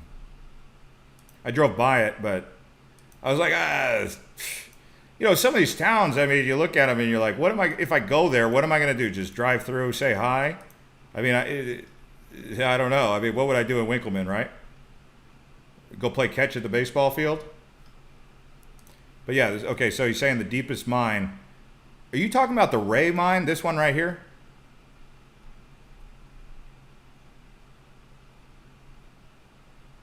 The ant people. Oh, I mean, what you're talking about, these mines or the old abandoned mines? Like these mines, these are like probably, when you say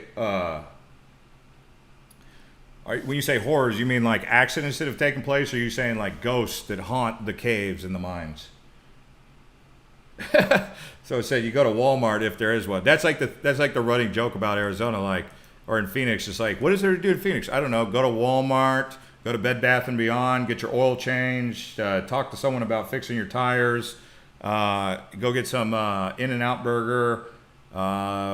They joke around and say that obviously there's a lot more to do in Phoenix than that, but it's kind of like go to Walmart is like a thing to do. It's like, hey mom, what are we gonna do today? We're gonna go to old Walmart, Chucky.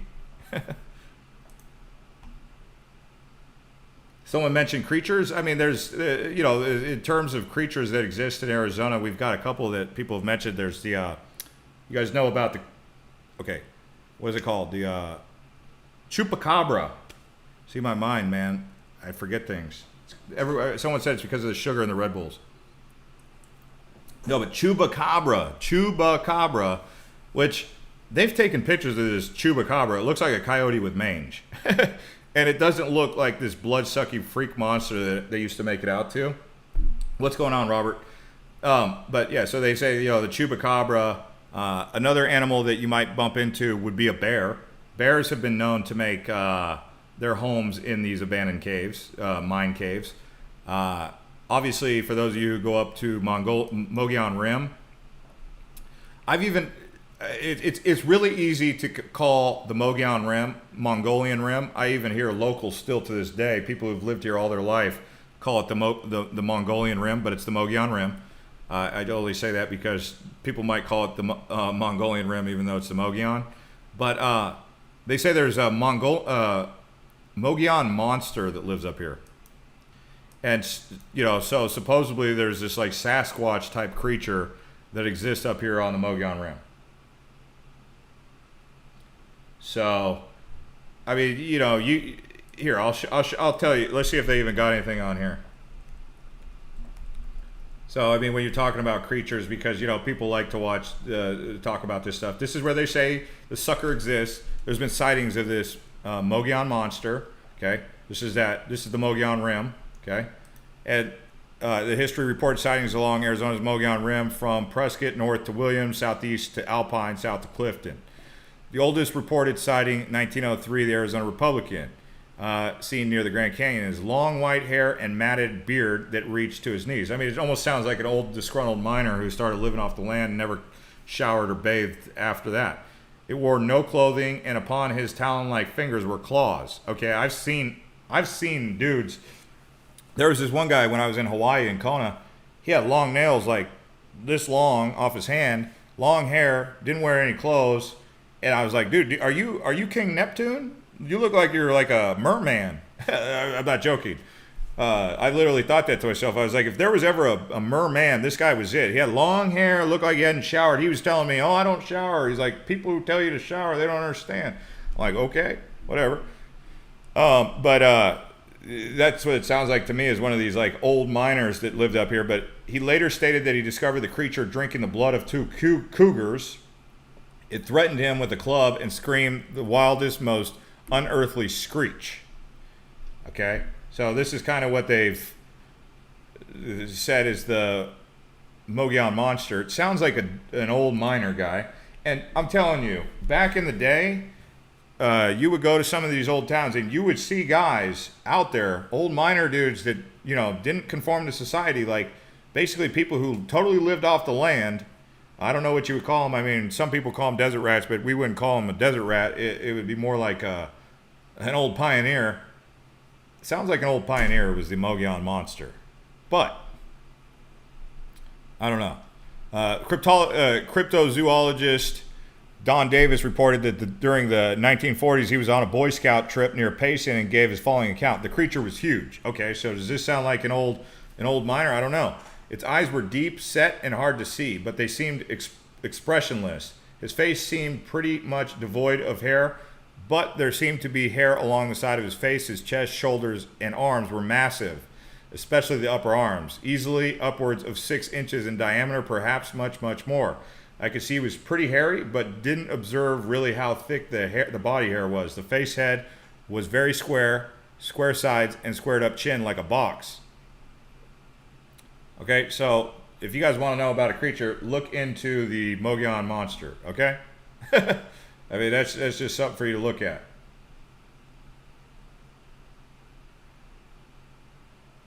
Prospectors in the hey Chris, we just use a cell phone. Just use the regular cell phone for most of the footage. Sometimes a GoPro and a drone. Michael says, sounds like my ex-mother-in-law. That is funny. Tons of rattlesnakes, scorpions, tarantulas, flies, and mosquitoes in Arizona. Yeah, I mean, it's, look at all this. Look at this, what's happening right now. Flash flood warning, severe thunderstorm, flash flood warning. So they got lots of monsoon activity in Arizona right now. That's good to see. I love that because, I mean, just be careful if there's a flash flood, but that means that the fire danger, because these red little indicators last summer were all fires.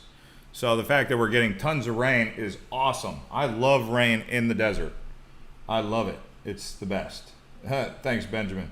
Film locations from movies. Yeah, I mean, the old Tucson, stuff like that. Hey, man, you know any good paranormal spots in Tucson for UFOs and ghosts? I mean, as someone who's never personally encountered aliens, and I mean, trust me, I mean, if I seen aliens, I'd be the first to run my big fat mouth, right? Or ghosts. But as you know, those ghost hunters on Discovery Channel, they go to Tombstone. Let's see, where's a good ghost town that no one really talks about? There was one I was seeing out here. There was one town that really boomed. Oh, you might get some activity in this place called Dragoon, but aside from having a cool name, I don't think you'll find anything there. Camp Rucker. What is this? So here's an old camp. You know, I mean, if it's going to exist, it's going to be in places like this that are true ghost towns. So you know why they call it a ghost town? It's not because ghosts live there. It's because when the mine shuts down, everyone leaves. The only thing that's left are the ghosts of the past. That's why they call it a ghost town. There was another place that could possibly be haunted if you wanted to go up towards Kingman. There's this dang mansion up here. Let's see here. It's on Squaw Peak. Gold King Mansion right here. A lot of people don't know about this place, but what they did was they built this mansion. Nowadays it's completely abandoned, but I mean, if you wanted to really test your luck, I don't know if it's legal, by the way. Don't take this as professional adventure advice. I mean, but if you got permission, I should say, and you could stay in this Gold King mansion, maybe sleeping up here the night, if you were allowed to. I don't think you're allowed to though, but that might be a place that's got some paranormal activity. And basically what they did, so this place is kind of unique because when they built this place, everything's concrete. It's not block, it's not wood, it's built out of concrete entirely. And even the second level is concrete floor. So it's built out of concrete on the roof, concrete roof, which someone might say, well, what's so weird about that? Well, think about it. Is your house right now concrete roof? So that's how they built it. But I'm not going to guarantee that it's not for everybody to go out here, by the way. Some people, they go to these places and they're like, no. Why did you tell me to go out here? So this is a kind of off the beaten path. I mean, I'll show you where it's at in comparison. There's Kingman and there's Gold King. And you got to take the 93 to get there, and you jump off one of the roads right here. I think 129 will take you right there. I mean, again, an off-road path. It doesn't look like the worst off-road drive, but I mean, no one's really going to go up to Squaw Mountain unless they're going up there for that anyway. Kofa Desert? You mean Kofa? You mean Kofa? We were kind of talking about Kofa earlier, the wildlife preserve.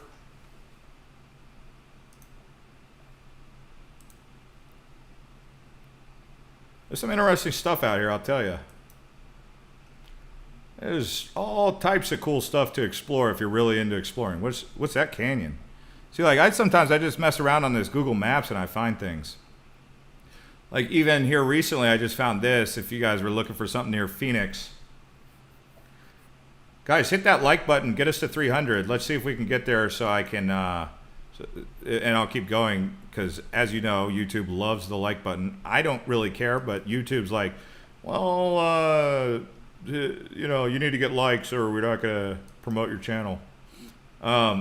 Let's see here. There was this one thing here. It's there's like this triangle.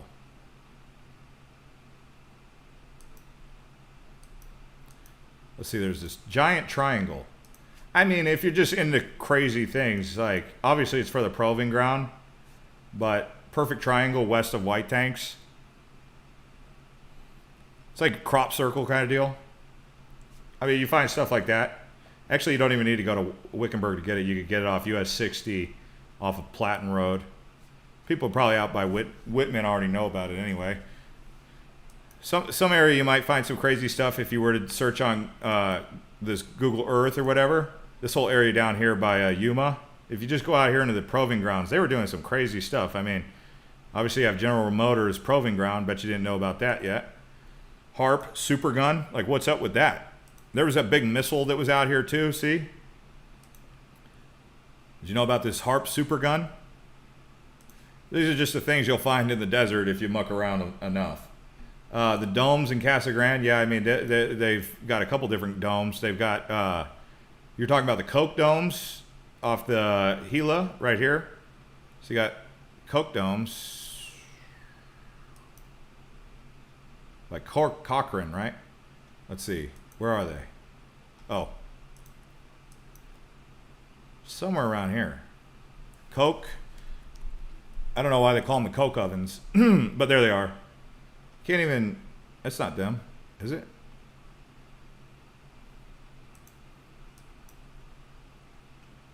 Anyway, Coke ovens out here.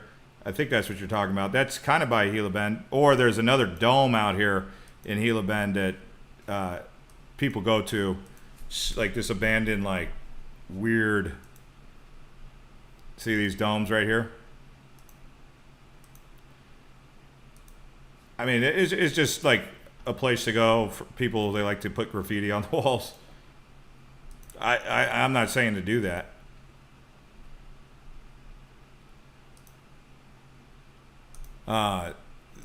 Probably the craziest terrain that you'll find that's unexplored typically is this up here in the Four Corners. This whole area right here. There's a lot of uncharted territory out here, I would say. Canyon de Chelly.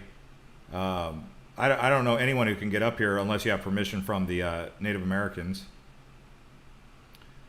Then they have Shiprock out in New Mexico. See, like, I mean, you could go out here in New Mexico. I keep telling you guys I need to get out to New Mexico and show you guys some of this stuff, but New Mexico's got some crazy stuff. Like, there's this place called the 7 Lost Cities of Gold. I don't know if you guys know of them. It's called Cibola.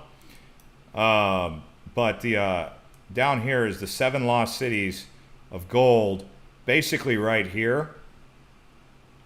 And Coronado was up here looking for it. So he had heard rumors from some of the local tribes that that there was a king. This was in the 1500s, by the way.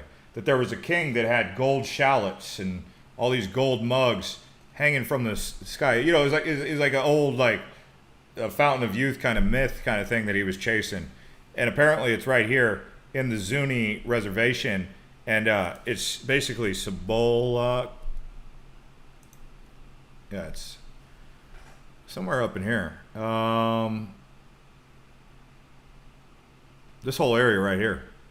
But supposedly this is where, like, the, you know, I think this is even where Chaco Canyon's up here. This is all New Mexico. Oh, okay, guys. Thanks for watching. They said connection issues. I got to get going anyway. I've been going for a long time. Thanks to everyone who hit the like button, and we'll see you on the next one.